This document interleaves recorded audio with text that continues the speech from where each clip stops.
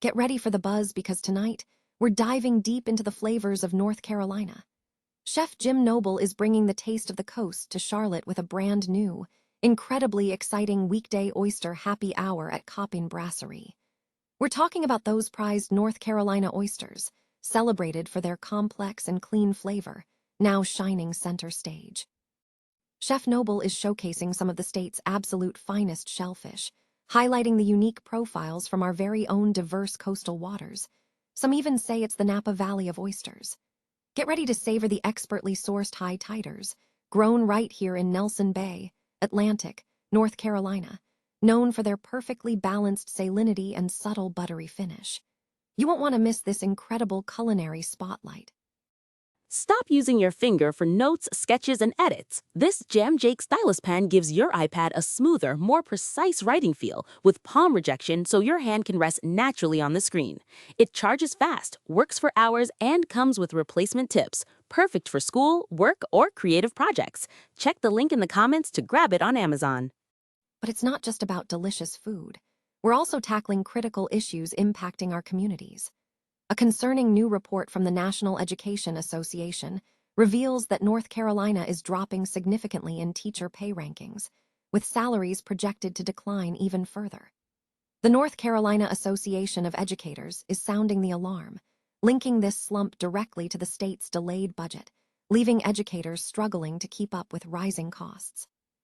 Tamika Walker Kelly, NCAE president, calls this situation an embarrassment and a direct consequence of priorities that favor corporations over our public schools. We'll break down exactly how North Carolina stacks up and what this means for our educators and students. And in a somber turn, North Carolina wildlife officials are now investigating after 3 beavers were discovered dead in Randolph County. These fascinating creatures were found along the deep river system at Worthville Beach, and though the remains are decayed, the cause of death is being thoroughly examined. Officials are also aware of social media videos showing people getting too close to beavers in the area, urging everyone to remember, do not approach these wild animals if you see them. We'll bring you the latest updates on this unfolding wildlife mystery.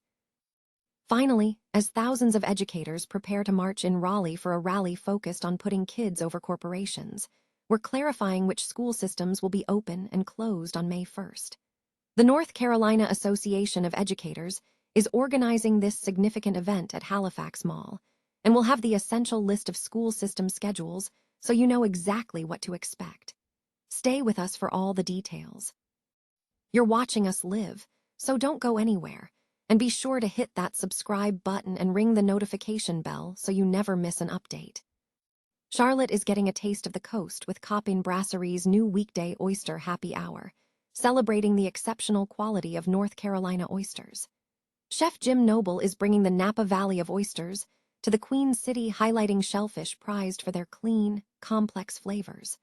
Noble emphasizes meticulous sourcing, partnering with Stone Seafood's Rockstone to ensure the highest quality oysters, meticulously farmed in North Carolina's diverse waters. A standout is the high tiders oyster, cultivated in Nelson Bay, Atlantic, North Carolina, using floating cages. This method yields oysters with deeper cups and a refined taste, described by Noble as beautifully balanced with a clean salinity and a subtle, approachable buttery, vegetal, and mineral finish. Chef Noble proudly states that North Carolina oysters can rival any experience during a recent trip to France. The new happy hour offers these signature shellfish for just $2 from 3 to 5 p.m., Monday through Friday, making a popular dinner item more accessible for afternoon enjoyment. Copain Brasserie is located at the Bowl at Ballantyne. North Carolina's commitment to its educators is faltering, as a new report from the National Education Association reveals a significant drop in teacher pay rankings and a projected decline in future salaries. The 2026 Educator Pay in America report indicates the national average teacher salary is set to reach $74,495 for the 2024-25 school year. However, North Carolina is forecast to see its average teacher salary dip slightly to $59,971 in 2025-26.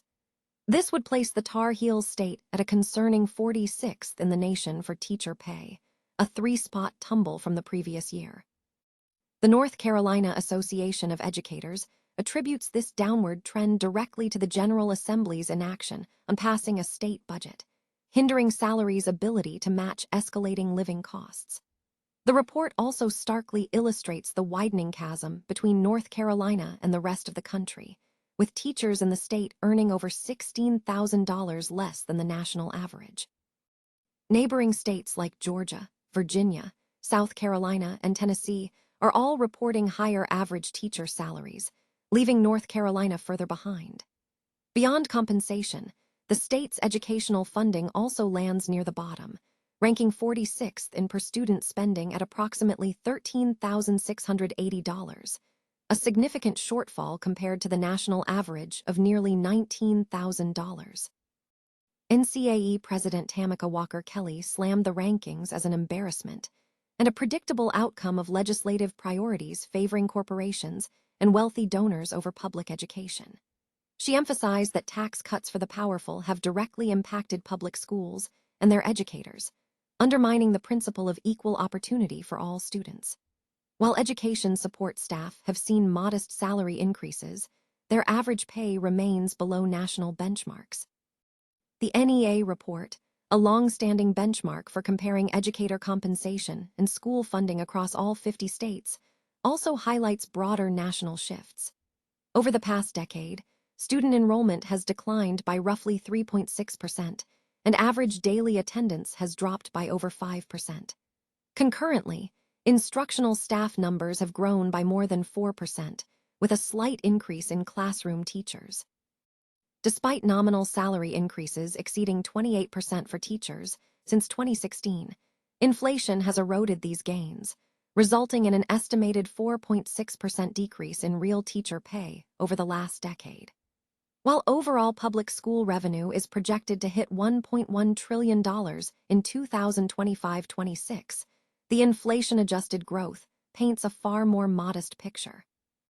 The report underscores a critical juncture for North Carolina's education system, demanding urgent attention to teacher compensation and school funding to ensure the state can effectively serve its students and retain its educators. Wildlife officials in North Carolina are launching an investigation after 3 beavers were discovered deceased in Randolph County. The animals were located at Worthville Beach, a section of the Deep River system, with one deceased beaver first reported on April 21st. Authorities have stated that due to the advanced decay of the remains, a definitive cause of death has not yet been determined. The North Carolina Wildlife Resources Commission is examining the situation, particularly in light of social media footage that appears to show individuals getting too close to beavers in the vicinity. Officials are strongly urging the public to maintain a safe distance and not approach any beavers they may encounter. Further updates are expected as the investigation progresses. Thousands of North Carolina educators are poised to rally in Raleigh this week, prompting widespread school closures and impacting educational operations across the state. The North Carolina Association of Educators, NCAE, is organizing a Kids Over Corporations rally scheduled for May 1st at Halifax Mall. Running from 10 a.m. to 3 p.m., this significant demonstration will see numerous school systems suspend classes on Friday. While specific lists of open and closed districts are being compiled and updated, the anticipation of a large turnout underscores the growing momentum behind the educators' movement. Further details regarding which specific school systems will be open or closed on May 1st are forthcoming as the rally date approaches, with updates expected to keep parents and the public informed. This event highlights the ongoing dialogue and activism within the state's education sector.